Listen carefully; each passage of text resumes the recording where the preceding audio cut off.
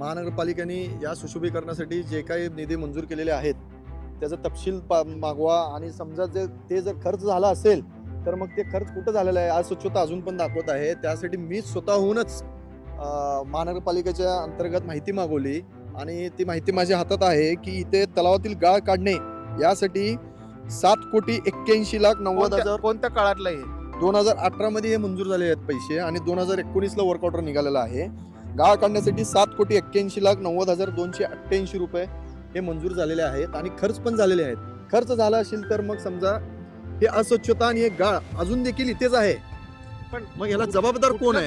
कुठला गाळ काढण्यासाठी ते खर्च झाले तेच का?